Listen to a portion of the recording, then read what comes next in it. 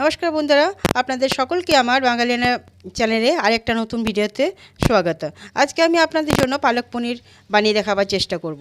আমি কিন্তু পালক পনিরটা আজকে পেঁয়াজ রসুন ছাড়াই বানিয়ে দেখাবো। চলুন আগে দেখে নিই আমাদের কি কি লাগে।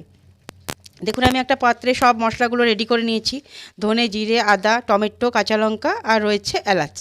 আর আমি দেব তেজপাতা, শুকনো লঙ্কা। এটা আমি ভালো করে মিক্সিতে পিষে নেব। আর পালক শাক ভালো করে আমি ধুয়ে জলে ভিজিয়ে রেখেছি। এটা একটু ভাপিয়ে পিষলেও হয়, কিন্তু আমি কাঁচাই পিষবো। কড়াই গরম হতে দিয়েছিলাম, তাতে দিয়ে দিচ্ছি ঘি আর তেল।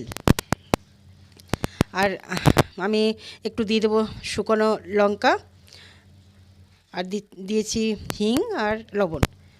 একটু উপর থেকে দিয়ে দিচ্ছি কাশ্মীরি রেড চিলি পাউডার। এখন আমি যে মশলাটা রেডি করে রেখেছিলাম সেই মশলাটা দিয়ে কষাতে থাকবো। দিয়ে দিচ্ছি হলুদের গুঁড়ো। হলুদ গুঁড়োটা না দিলেও হয়, কিন্তু আমি একটু দিলাম। যে পালক শাক বাটা ছিল সেটাই আমি এরপরে দিয়ে আস্তে আস্তে নাড়াতে থাকবো। এই সময় কিন্তু ঢেকে ঢেকে নাড়ালেই ভালো হয়, না তো এটা ফুটে ফুটে পুরো গ্যাস নোংরা হয়ে যায়। যাই হোক, এটা একটু ঢেকে ঢেকে নাড়াতে গেলেই ভালো। পনিরটা আমি কেটে নিচ্ছি চৌকো করে। পনিরটা আপনারা যেমন ইচ্ছে সেরকমভাবে কেটে নিন।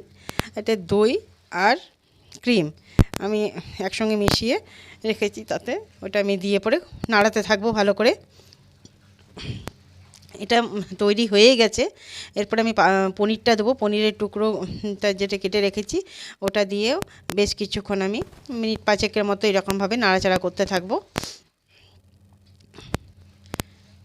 দেখুন তৈরি হয়ে গেছে। এবার আমি একটু ডেকোরেশনের জন্য ক্রিম ব্যবহার করব। দিয়ে দিচ্ছি একটু চিলি ফ্লেক্স, আর একটু দেবো আমি কস্তুরি মেথি পাতা। আর এরপরে আমি ডেকোরেশনের জন্য দিয়ে দিচ্ছি ফ্রেশ ক্রিম। একটা পনিরের ছোটো টুকরো রেখেছিলাম, সেটা আমি গ্রেট করে দিচ্ছি ডেকোরেশনের জন্য। উপর থেকে একটা লঙ্কা ছিঁড়ে। রেডি হয়ে গেছে আমার পালক পনির।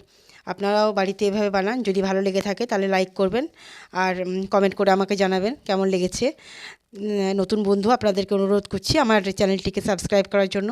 অনেক ধন্যবাদ আপনাদের মহামূল্যবান টাইম বের করে আমার ভিডিওটিকে দেখার জন্য। ধন্যবাদ।